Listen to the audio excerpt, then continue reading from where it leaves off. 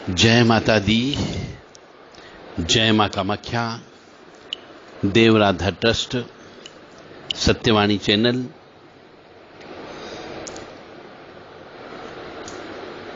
जिंदगी का सत्य, या ये कह सकते हैं सत्य की खोज। हर मनुष्य को इस सत्य की खोज करना चाहिए कि मैं इस दुनिया में क्यों आया, किस लिए आया, क्या करने के लिए मुझे भेजा गया। बस यही सत्य की खोज है। ईश्वर कौन है, कहां है, कैसे मिलेगा, यह सत्य की खोज नहीं है। मनुष्य को जो कष्ट मिलता है या सुख मिलता है, दुख मिलता है या अशांति मिलती है, तो उन सब का रीजन क्या, हमें यह जानना पड़ेगा। कई किसी मनुष्य से हम सुनते हैं कि साहब हमने तो जिंदगी में कभी दुख देखा ही नहीं, और कोई मनुष्य कहता है कि हमने जिंदगी में कभी सुख नहीं देखा। तो ये दुख सुख क्यों आते हैं? मनुष्य ने कोई बुरा कर्म नहीं किया, फिर भी उसे दुख की प्राप्ति होती है। जैसे हम कई बार देखते हैं, एक बच्चा जन्मजात विकलांग पैदा हो जाता है, या फिर 15-16 साल की उम्र आते आते वो मानसिक पागलपन के दौरे पड़ने लग जाते हैं, या फिर 18-20 साल की उम्र तक एक दो एक्सीडेंट में हाथ पैर टूट जाते हैं, या फिर यह कह लीजिए कि आप ग्रेजुएशन तक यानी 20-21 साल तक अच्छा पढ़ता है, उसके बाद दिमाग उसका धीरे धीरे डफर होना चालू हो जाता है और वो पढ़ाई लिखाई बंद कर देता है और पागलपन की अवस्था में चला जाता है। तो ऐसा क्यों होता है? क्योंकि उसने तो कोई पाप कर्म नहीं किया। तो ये पाप कर्मों का फल पिछले जन्म के कर्मों से मिलता है। किसी मनुष्य को सुख मिल रहा है तो ये पिछले जन्म के कर्मों का फल है, और यदि दुख मिल रहा है तो पिछले जन्म के कर्मों का फल है। हमारे बहुत से कई जन्म हुए हैं, तब जाके मनुष्य योनि मिलती है। तो उन सब जन्मों में हमने किस किस को क्या दुख दिया, क्या तकलीफ दी, वो सब इस मनुष्य जन्म में आकर के बराबर होते हैं। कोई बेटे के रूप में आता है दुश्मन, कोई पत्नी के रूप में दुश्मन आता है,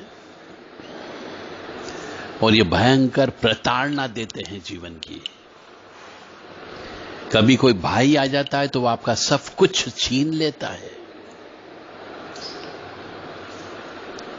यदि आपने पिछले जन्म में किसी के साथ दगा किया, धोखा दिया है, तो इस जन्म में वो भी मिलेगा और आपके साथ दगा अवश्य करेगा, और मैं ब्याज के वसूलता है। तो भी मनुष्य को कष्ट की प्राप्ति हो जाती है। तो कोई भी मनुष्य आपको कष्ट क्यों देगा? यदि आपका किसी से कोई लेन देन नहीं है, यदि आपका किसी के ऊपर कोई ऋण नहीं है, आपने किसी का कुछ खाया नहीं है, तो फिर आपको कष्ट की प्राप्ति क्यों होती है? तो मनुष्य को इसीलिए कष्ट मिलता है कि ग्रह भी इसीलिए कष्ट देते हैं, और मनुष्य भी इसीलिए कष्ट देते हैं कि पिछले जन्म का संचित कर्म होता है।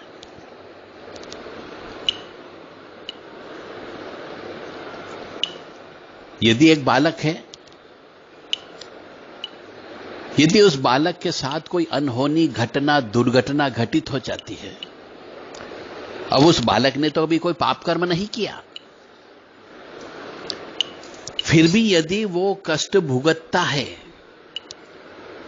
तो इसका अर्थ हो गया कि उसके जीवन में पिछले जन्म के संचित कर्म निकलने का समय आ गया। और यदि कोई ग्रह हमें परेशान कर रहा है, तो वो ग्रह हमें क्यों परेशान करेगा? कहीं न कहीं हमने उस ग्रह से संबंधित पिछले जन्म में पाप कर्म किया है।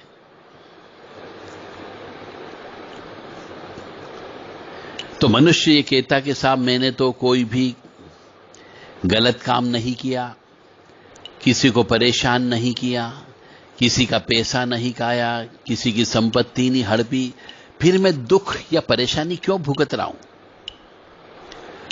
तो इसका मूल कारण यानी जीवन की सच्चाई यह है कि हमारे संचित कर्मों का लेखा जोखा यानी कि पिछले कई जन्मों का हमारे कर्म इस मनुष्य योनि में आकर के हमें भोगना पड़ते हैं।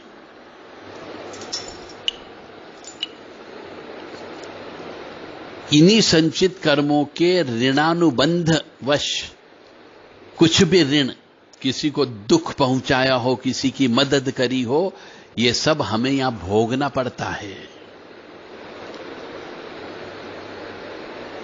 हमने इकट्ठा किया उन सभी अच्छे और बुरे कर्मों के अधीन हम सब इस जन्म में अच्छे और बुरे सुख दुख फल भोगते हैं। और यह हमारी आत्मा जो हर जन्म में नया शरीर धारण करती है, वह आत्मा ही इस जन्म में हमने किस प्रकार का सुख या दुख भुगता है वह निर्धारित करके ही इस शरीर का धारण करती है। और इसी तरह अनेकों अनेक जन्मों के पश्चात ही आत्मा मोक्ष प्राप्त करती है।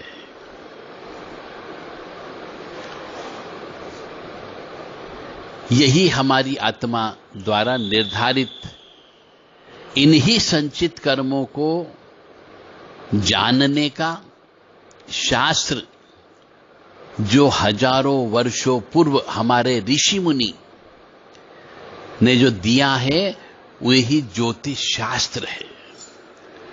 यानी ज्योतिष के माध्यम से आप ये जान सकते हो कि आपने पिछले जन्मों में किसका पैसा खा करके आए हो, किसको तकलीफ दी हो, किसका एक्सीडेंट करवाया है, किसके ऊपर तंत्र विद्या की है, क्या मंदिर तोड़े हैं आपने, क्या गुरु का अपमान किया है, क्या माता पिता का अपमान किया, क्या भाई के साथ धोखा किया, या पत्नी के साथ मारपीट भी, किसके अत्याचार किया।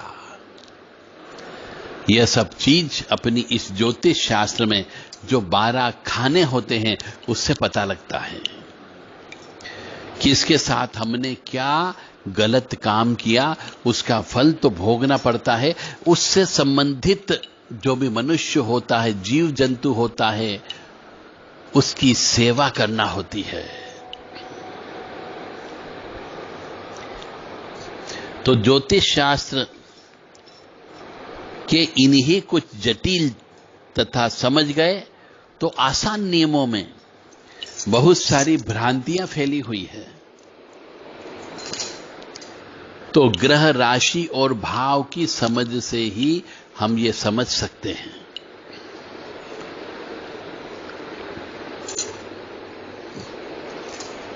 जो ग्रह सभी हमारे देवों के स्वरूप ही हैं, तो वो देव हमें क्यों परेशान करेंगे? नहीं। तो इसीलिए इन देवों की उपासना से ही हमारा यह देह और मन दुख झेलने की शक्ति प्राप्त करता है। और इन्हीं की उपासना के माध्यम से हम हमारे संचित कर्मों का प्रायश्चित कर सकते हैं, या अगले जन्म के लिए अच्छे कर्म की पेटी तैयार कर सकते हैं, अच्छे कर्म के फल तैयार कर सकते हैं। मेरा कहने का तात्पर्य केवल यही है कि हमें ग्रह से नहीं, हमारे कर्मों के अधीन ही सुख या दुख प्राप्त होते हैं। यानी हम जैसा कर्म करके आते हैं वैसा फल हमें समय आने पर प्राप्त होता है। ग्रह तो केवल एक माध्यम है यह सूचना देने का कि अब आपके जीवन में फला फला कष्ट की प्राप्ति होगी, और उसका ज्ञान केवल ज्योतिषाचार्य लोगों को होता है। जो अच्छे ज्योतिषी होते उन्हें ज्ञान होता है कि राहु यदि आएगा तो कौन सा कष्ट मिलेगा, शनि आएगा तो कौन सा कष्ट देगा, सूर्य आएगा तो कौन सा कष्ट मिलेगा, बुध आएगा तो कौन सा कष्ट मिलेगा।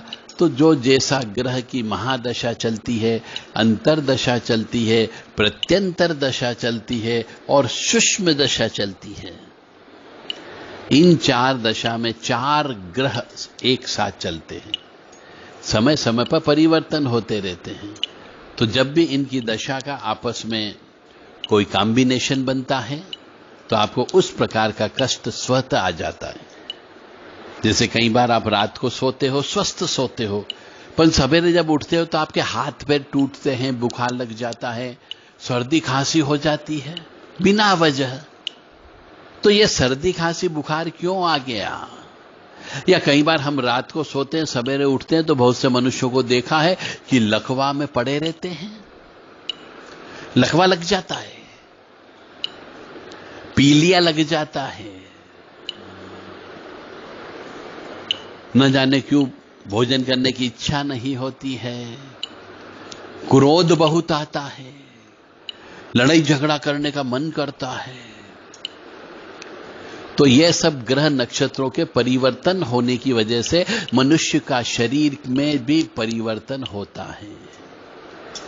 कोई मनुष्य बहुत दुबला होता है तो कोई मनुष्य बहुत मोटा होता है, यह भी ग्रह नक्षत्रों के कारण होता है। जैसे कि अष्टम भाव का गुरु यदि वक्री हो और उच्च का हो तो वो व्यक्ति शरीर से स्थूल होता है, ना बहुत मोटा होता है।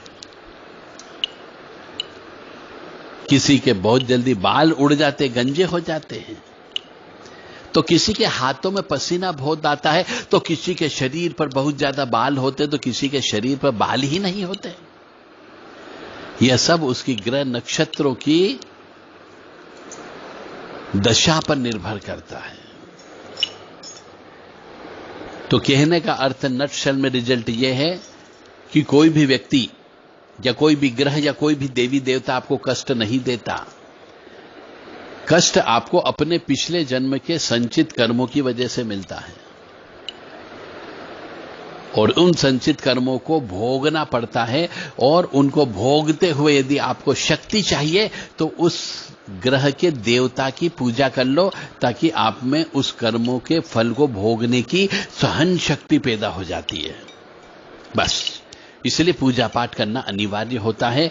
ग्रहों की शांति का मतलब ही यही होता है कि उस ग्रह के जो देवता होते हैं, उस ग्रह की इष्ट देवी होती है, उससे संबंधित पूजा की जाती है, ताकि आपको उस ग्रह के द्वारा दिए जाने वाले कष्ट को सहन करने की शक्ति यदि मिल जाती है तो आपको कष्ट नहीं लगेगा। जैसे कि यदि किसी को बुखार आता है, दांत दर्द होता है, तो बुखार नहीं आए, महसूस न हो, उसके लिए गोली ले लीजिए। हर 8-8 घंटे में गोली ले लीजिए, बुखार ऑटोमेटिक 2-3 दिन तक आएगा और चला जाएगा। आपको पता ही नहीं चलेगा बुखार कब आया कब चला गया, क्योंकि आपने गोली ले ली, यानी सहन करने की शक्ति प्रदान कर ली वो दान धर्म करके। यदि आपको कोई दांत में दर्द होता है, मुंह में दर्द होता है, शरीर में दर्द होता है, आपने पेन किलर ले लिया, तो पेन किलर का मतलब हो गया आपने सहन करने की शक्ति शरीर के अंदर पैदा कर दी। तो शरीर में दर्द तो हो रहा है पर आपको महसूस नहीं हो रहा है, तो ये पेन किलर लेना ही पूजा पाठ दान जप तप है। यानी पैसा तो खर्च किया, पेन किलर लेने के लिए भी शरीर को पैसा तो खर्च करना पड़ा, गोली खरीदना पड़ी। इसी प्रकार से आपको किसी ग्रह के द्वारा दी गई कष्ट को सहन करने की शक्ति के लिए कुछ अपनी कमाई का 10% हिस्सा दान देना चाहिए, ताकि उस ग्रह से लड़ने की शक्ति प्राप्त हो सके। तो सभी धर्म प्रेमी बंधुओं से मेरा विनम्र निवेदन है कि यदि जिस मनुष्य ने अपनी जिंदगी में कभी सुख नहीं देखा हो तो वो अपनी जन्म तारीख, जन्म समय, जन्म स्थान हमें भेज सकता है, अपने जीवन के पिछले जन्म के संचित कर्मों को ज्ञात करने के लिए कि कौन कौन से पाप कर्म किए। क्या मंदिर तोड़ा, क्या हवन पूजन में रोड़े अटकाए, क्या पूजा पाठ करता था तो उसको रोका, क्या फलदार वृक्ष को हमने काटे? क्या हमने बहन बेटियों का श्राप लिया? क्या हमने भाई की संपत्ति को हड़पा? क्या हमने गुरु का अपमान किया? क्या हमने माता पिता की सेवा नहीं की? क्या हमने नौकर चाकर का पैसे खा गए? या फिर किसी के ऊपर बहुत ज्यादा अत्याचार किया हो, किसी के साथ अनुबंध किया, अनुबंध को हमने तोड़ दिया हो, तो कहीं न कहीं पे पाप कर्मों का फल ही हमारे कष्टों का कारण बनता है। तो ऐसे कौन से पाप कर्म? वो पाप कर्म हम आपकी जन्म पत्रिका देख करके, लिख करके बता सकते हैं, ताकि आप अपनी सहन करने की शक्ति का विकास कर सकें। और जब आपको कष्ट की प्राप्ति होगी तो उसके पहले आपको कष्ट नहीं लगेगा, क्योंकि आपके पास गोली दवाई उपलब्ध है। जय माता दी, जय मां कामाख्या। हमारे नंबर हैं, व्हाट्सएप नंबर 9893128047 और 7649862712। इन नंबरों पर आप व्हाट्सएप के माध्यम से संदेश दे करके अपना पाप कर्मों का फल आप ज्ञान कर सकते हैं, ताकि आपके जीवन में आने वाले कष्टों से आपको निजात मिल सके, या फिर पेन किलर ले सकें, एंटीबायोटिक ले सकें, ताकि आपको जिंदगी में कष्ट महसूस न हो। जय माता दी। मां भगवती आप सबको सुखी रखे, स्वस्थ रखे, प्रसन्न रखे।